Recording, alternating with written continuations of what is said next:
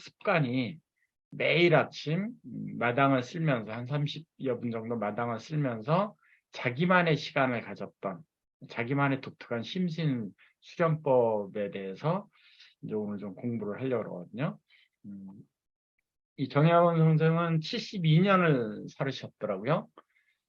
근데 유네스코에서 매년 올해의 인물을 선정을 합니다. 한 4명 내지 3명 정도 올해의 인물을 선정을 하는데 이 다산 정약용 선생이 2012년 유네스코 올해의 인물로 선정이 됐었거든요.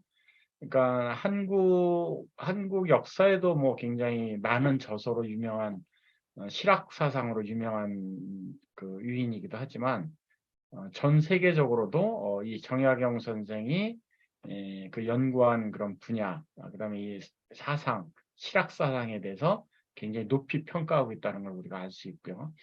그다음에 잘 알다시피 정약용 선생은 이제 정조의 남자라는 별명이 있을 정도로 그러니까 정조 임금하고 뭐 같이 술을 먹고 같이 함께하는 시간이 굉장히 많을 정도로 총애를 받았었어요. 그래서 이 정조 임금이 그 자기 아버지 사도세자 궁으로 행차를 할 때 사도세자 궁 행차하기 위한 그 수원 화성에다가 그 수원 화성을 만들 때 설계를 맡깁니다. 그래서 이 정약용 선생은 이제 그 실학 사상이 그러니까 서양 문물을 일찍이 받아들인 서양 문물을 일찍이 공부를 해서 실학 사상의 이제 선두주자라고 할 수 있거든요. 실학을 이제 계승한 사람인데 그래서 거중기라는 지금으로 얘기하면 크레인을 개발을 한 거죠. 그죠? 이 거중기를 개발을 해서 이 수원 화성을 공사 기간을 굉장히 반이나 단축한 그런 인물도 굉장히 유명합니다. 그다음에 더더욱 유명한 것은 508권이라는 방대한 양의 저서를 이분이 만들어냈거든요. 그래서 아마 이런 부분이 그 유네스코에서 인정을 받아서 2012년도에 올해의 인물로 선정이 되지 않았을까 싶습니다. 그래서 이 정약용 선생의 이제 대표적인 책 508권 중에서도 대표적인 지금 읽어도 지금 현대에 적용을 해도 손색이 없는 경제에 관한 책이죠. 목민심서, 공무원들이 갖춰야 될 그런 자세, 흠음심서, 법률 문제. 지금 현대에 바로 적용을 해도 손색이 없다고 합니다. 근데 이 정약용 선생의 그 마음가짐, 심성을 알아볼 수 있는 그 스토리 중에 하나가 어렸을 때 그러니까 신생아 시절에 천연두를 알았대요. 그래서 이 눈썹 부분에 천연두 자국이 있어서 눈썹이 좀 이렇게 갈라졌대요. 한쪽 눈썹이.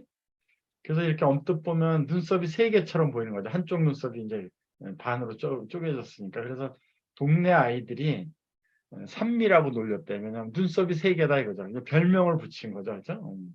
그러니까 외모에 그 안 좋은 부분을 찝어서 별명을 붙여서 놀리는데도 불구하고 이 정약용 선생의 심성을 우리가 알아볼 수 있는 게 이 놀리는데도 불구하고 오히려 산미 새 눈썹이라고 놀리는 것을 막 항변을 하거나 다투거나 화를 낸 게 아니고 그냥 인정을 해버린 거예요. 그래 나 삽니다. 새 눈썹이다. 그래서 10세 때 자기가 지은 그 시를 묶어서 시집을 냈거든요. 10세 때. 근데 그 제목을 산미자집, 새 눈썹이 만든 시집이다 이거죠. 그러니까 오히려 자기의 그 신체적인 핸디캡을 놀리는데도 불구하고 그걸 그냥 받아들여서 놀리는 아이들을 무색하게 한. 그래서 저도 성장 과정 속에 별명이 좀 있었거든요. 이름을 조금 그래서 그 별명 때문에 굉장히 많이 싸웠던 아니면 학기 초마다 제일 먼저 싸우는 게 저였었거든요. 근데 이 정약용 선생의 지혜를 그때 제가 알았더라면 좀 더 지혜롭게 학생 생활을 하지 않았을까 싶을 정도로 저하고 비교를 해보니까 인물 됨됨이가 틀린 사람이구나라는 걸 제가 느낄 수 있는 부분이었었습니다.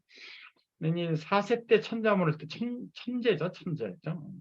7살 때부터 한시를 짓기 시작해서 10세, 7세, 7세 때부터 10세까지 지었던 한시를 삼미자집이라는 시집으로 이제 만든 거죠.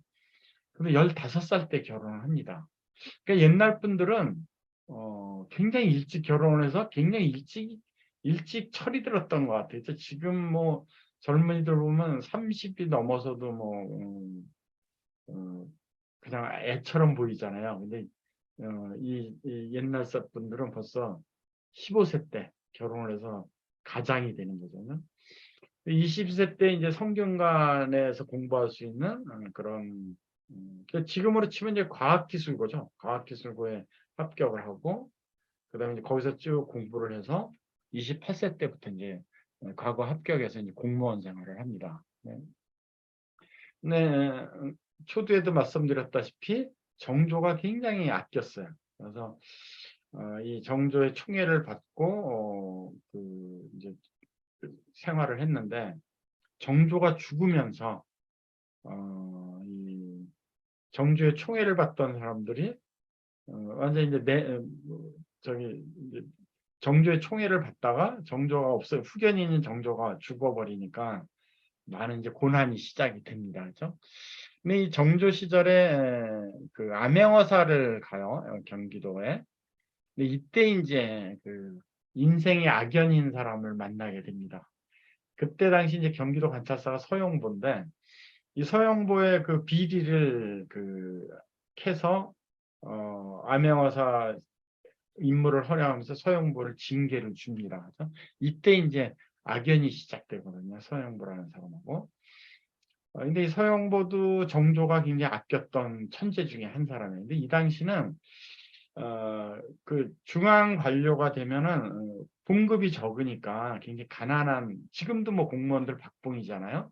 가난하게 사는데 그래서 가끔 그냥 지방에 예를 들면 경기도 관찰사, 뭐 전라도 관찰사, 뭐 이런 지방 관리를 이제 보낸다 그래요. 그러면 지방에 가서 이게 좀 부조리를 저질러서 재산을 축적하는 것이 관례였던 모양이에요. 네? 이 임금도 그걸 알면서도 이제 뭐 그렇게 했겠죠. 그러니까 이제 너무나 많이 비리를 저지르는 것을 견제하기 위해서 이제 암행어사를 가끔 보내는데, 근데 이제 서영보도 이제 그런 뜻에서 아마 재산을 축적하지 않았나 싶어요. 제가 그 역사에 비추어 봐서. 근데 그거를 이제 정약용이가 그냥 진짜 굉장히 심한 잣대로 징계를 하게 된 거죠. 그렇죠? 그래서 이 정약용이 자기 묘비에 쓸 글을 자기가 스스로 만들어요. 그 묘지 자찬이라는 글이 있는데, 그래서 그러니까 그 자서전 비슷한 거죠. 자기가 죽을 때 묘지명도 자기가 만들고 묘지에 같이 묻어줄 그 자기 자서전도 만드는데, 거기 이제 종합해 보면 10대 때는 과거 공부에 몰두했고 20대 때 천주교에 굉장히 빠졌고, 이 천주교를 믿으면서 서양 사상을 알게 돼서 서양 과학을 알게 돼서 아마 이분이 이제 실학의 거두가 되신 거거든요. 그래서 관직 생활, 뭐 공무원 생활 30대 하고 40세 이후부터는 그냥 유배를 당합니다. 18년 동안 유배 생활을 해요. 그러니까 인생의 거의 절반을 유배 생활을 합니다. 그다음에 이제 유배를 끝나고 나서 노년기 이렇게 이제 정약용의 일생을 정리할 수 있는데, 근데 이 정약용은 유배 기간 동안에 무려 500여 권의 책을 냅니다. 그래서 그 책이 다방면의 그 지식을 냈기 때문에 이 정약용이 만든 책이 그 한양의 그 관료사회에서도 많이 읽혀서 이미 정약용은 지금으로 치면 이제 뭐 베스트셀러 작가인 거죠. 그래서 이 정조의 그 증손자 헌종이 이 정약용이 아까운 인재다 그래서 이미 죽었었거든요. 헌종이 즉위했을 때. 근데 죽은 줄도 모르고 벼슬을 내리려고 했었다는 야사가 있을 정도로 시대의 그 천재입니다. 근데 이제 그 악연, 서영보라는 암행어사 때 악연을 맺게 된 서영보라는 한 사람 때문에 인생이 꼬인 사람이에요. 근데 이 정약용의 가계를 보면 정약용이 이제 그 천주교를 믿게 되는데 사실은 그 제일 큰 형, 뭐 배가 다른 형이에요. 그러니까 아버지가 첫째 분에서 난 배다른 제일 큰 형 정약현 씨의 부인이 이제 그 이씨인데 그 이벽이라는 그 천주교를 최초로 받은 사람의 에, 누이예요. 그러니까 정약용 입장에서 보면 형수죠. 형수가 돌아가셨을 때 그 문상을 갖다가 그 형수의 오빠 이벽을 이제 알게 된 거예요. 이 형수의 오빠 이벽에게서 천주교를 배우게 됩니다. 그래서 천주교를 처음 전파하면서 정약용이 뭐라고 이제 표현했냐면 세상을 이치를 알게 됐다. 굉장히 에, 광명이 나한테 왔다. 이렇게 이제 천주교를 그래서 천주교 신자가 됩니다. 근데 이 천주교가 박해를 받아요. 그래서 이 정약용의 가계를 보면 거의 모든 형제가 다 천주교로 순교를 합니다. 그렇죠? 그다음에 유배당하고. 정약용도 그래서 이제 유배를 간 거거든요. 근데 정약용은 그 천주교와 함께 서양 사상의 실학은 과학과 관련된 그런 실학, 수학 정신, 과학 정신은 받았지만 이제 자기는 이제 천주교를 믿다가 안 믿기로 했다라고 밝혀요. 그래서 이제 사형을 안 순교도 안 당하고 유배를 이제 가게 되는데, 근데 이 정약용이 사실은 살아남기 위해서 뭐 카톨릭 안 믿는다라고 했다기보다는 실제로 그랬었던 것 같아요. 이제 여러 가지 자료를 보면. 그러니까 이때 조선 시대에 그 천주교가 들어오면서 천주교가 왜 박해를 받느냐 하면 제사를 못 지내게 해서. 그러니까 우상을 섬기지 말라라 그러잖아요. 그것 때문에 제사를 못 지내게 하면서 이게 사교다, 뭐 유계에 어긋난다, 조상에 어긋나는 종교다 그래가지고 박해를 받거든요. 근데 지금의 이제 천주교는 제사를 지내게 하자. 아마 조선시대 때 이렇게 많은 사람들이 그 부분 때문에 순교를 당했기 때문에 아마 이렇게 유두리를 갖게 된 것이 아닌가 하는 게 제 개인적인 생각입니다. 어찌됐건 정약용은 인생 내내 이 천주교 신자였었다라는 것 때문에 굉장히 그 인생이 좀 암울해집니다. 지금으로 생각하면 참 어이가 없는 거죠. 근데 이 정약용의 날카로운 아메어사 시절의 그 날카로운 그런 천재성을 갖고 그 영화를 만든 게 굉장히 많아요. 뭐 조선 명탐정 영화도 사실은 모티브가 정약용입니다. 그다음에 아예 오시엔이라는 데서는 아예 조선 추리 활극 정약용 해가지고 드라마를 만든 적도 있어요. 굉장히 인기 있었던 드라마라고 하는데 저는 사실 한 번도 못 봤지만, 그다음에 이제 정조를 배경으로 한 영린, 이것도 이제 정조하고 굉장히 정조가 총애했었던 이유가 뭐냐면 정약용의 천재성도 있지만 굉장히 엄격했던 그런 자세, 그런 것을 굉장히 총애를 했었거든요. 이 정약용이 암행어사 시절에 경기도 관찰소에 있던 서영보의 비리를 캐서 서영보를 징계를 매기거든요. 근데 이 징계를 먹은 서영보가 굉장히 화려하게 부활을 합니다.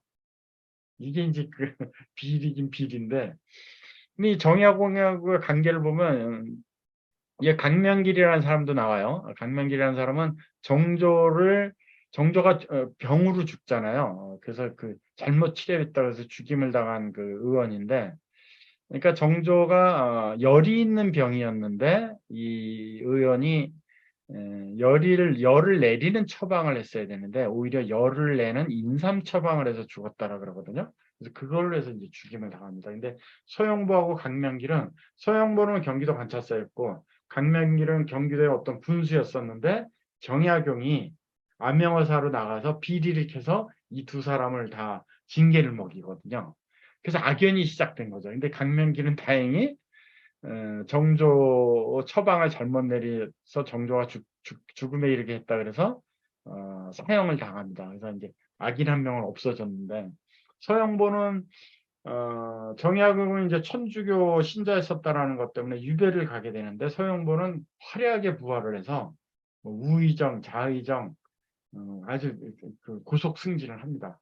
그러면서 계속 서영보가 그 자기 정약용이 암행어사 때 엄격한 잣대로 자기를 징계 먹은 거에 대해서 앙심을 품고 인생을 굉장히 괴롭혀요. 그렇죠? 유배 생활도 사실은 천주교를 믿었다가 지금은 안 믿기 때문에 유배를 보내지 않는 걸로 판결이 났는데도 불구하고 서영보가 그 당시에 우의정이었었거든요. 그러니까 서영보가 우겨갖고 그러니까 법원에서 이미 죄가 없다라고 판결이 났는데도 불구하고 아니다, 쟤는 죄가 있다 그래갖고 유배를 보내는데 서영보 혼자서 그렇게 만듭니다. 그다음에 유배 가서 한 3년 정도 지났을 때 이 정약용의 천재성을 조정에서도 아까워가지고 정조가 얼마나 아까워했겠어요. 이 정약용의 천재성을. 수원 화성도 공사기간을 반으로 줄였지. 그다음에 한강을 갈 때 배를 타고 가야 되는데 그냥 배를 여러 개 나가고 배다리를 만들었어요. 정약용이. 그러니까 말 타고 바로 사도세자 자기 아버지 궁에 갈 수 있는 길을 또 줄여줬거든요. 그러니까 얼마나 정조가 아꼈겠어요. 그러니까 석방하려고 하는데 그때도 서영보가 혼자서 반대를 합니다. 그래서 석방이 안 돼요. 그다음에 한참 뒤에 그러니까 유배 생활이 끝나고 노년기에 접어들었을 때 정약용이 아깝다 그래서 다시 관리로 쓰려고 하는데 서영보가 또 반대를 해요. 그래서 결국은 관리가 못 되고 그냥 노년기를 촌노로 그냥 늙어서 이제 사망을 하게 됩니다. 그러니까 이 한 사람의 악연이 이 한 사람의 인생을 얼마나 굴곡지게 했는지를 우리가 이제 정약용하고 서영보의 관계를 보면서 우리가 알 수 있습니다. 근데 정약용 선생이 서영보 선생하고 뭐 화해를 했다면 그 다음에 정약용 선생이 암행어사 시절에 그 너무 엄격한 잣대를 되지 않았더라면 뭐 그런 제 개인적인 생각이 있긴 하지만 근데 뭐 이때는 당파 싸움이었고 당이 틀렸거든요. 정약용하고 서영보하고 당이 틀렸어요. 그래서 당파 싸움에 낀 개인 간의 원한이 또 덧붙여져 가지고 이제 이런 악연이 이제 연출이 된 건데 근데 이제 얼마나 분했겠어요, 여러분들. 진짜? 한번 여러분들이 한번 생각을 해보세요. 나의 천재성을 모든 사람들이 다 알아. 책도 내가 굉장히 많이 내서 나의 그 정치력도 다 알고 있어. 임금도 나를 중용하려고 그러는데 그 한 사람 때문에 계속 인생이 꼬였는데 그 자기 인생을 꼬이게 하는 사람까지도 알아요. 왜 그런지도 알고. 그 얼마나 분했겠어요. 그렇죠? 여러분 얼마나 분했겠어요. 정약용 선생이 암으로 안 죽은 것은 아마 매일 아침 마당을 쓸면서 30분 정도 자기와의 대화를 가졌기 때문에 암도 안 걸리고 장수를 하고 자기의 그 환경도 불우한 환경도 잘 무마하지 않았나 그런 생각이 듭니다. 그렇죠? 물론 평생 그 서영보라는 악인 때문에 고생을 하셨지만 유네스코의 올해의 인물로 선정이 될 정도로 이분의 인품, 이분의 지식, 이분의 그 학문 분야를 지금 존경받고 있잖아요. 근데 이분의 그 새 눈썹으로 막 놀리는데도 그래 나 새 눈썹에 이렇게 받아들인 그런 자세하고 근데 유배를 딱 가잖아요. 억울하게. 그렇죠? 법원에서는 무죄다라고 했는데 서영보가 그냥 아니다. 제 유배 보내야 되면서 유배 갔잖아요. 근데 유배지에서도 굉장히 초긍정의 자세를 우리가 읽어낼 수 있습니다. 유배지에 딱 도착했을 때 창문을 닫고 혼자 얼마나 외롭겠어요. 그렇죠?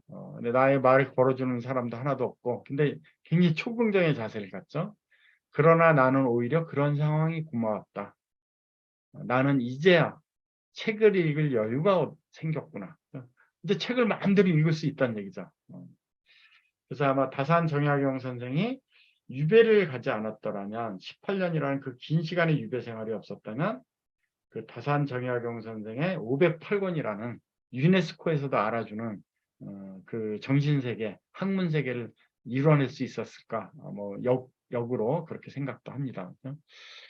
그래서 이 정약용 선생의 일생에서 우리가 알 수 있는 것은 어떤 악조건이라고 하더라도 초긍정으로 승화시키는 그런 긍정적인 자세가 인생을 결국 승리자로 만든다라는 것을 우리가 역사 속에서 발견할 수 있고요. 그다음에 이 정약용 선생은 너무나 많은 책을 저술하다 보니까 앉아서 책을 쓰잖아요. 그래서 이 복사표가 구멍이 났었다 그래요. 얼마나 앉아서 그 책상에서 노력을 했으면, 그렇죠? 그래서 이 초긍정의 자세로 508권이라는 지금 현대 적용을 해도 손색이 없는 그런 사상, 학문적인 것을 이루어냈었거든요. 그래서 이 뉴스킨도 우리가 하다 보면 좋은 환경의 사업자는 한 명도 없습니다. 굉장히 악조건일 거예요. 왜냐? 모든 사람들이 의심하는 분야의 네트워크 마케팅을 모든 사람들이 또 성공하기 힘들다라고 막 터부시하는 이 네트워크 마케팅을 우리는 해나가는 이 자체가 벌써 악조건이거든요. 근데 이런 악조건도 정약용 선생처럼 이겨내려면 초긍정의 자세도 필요하겠지만 이 초긍정을 우리가 가지려면 정약용 선생이 매일 아침 30분 정도 마당을 쓸면서 자기와의 대화를 했듯이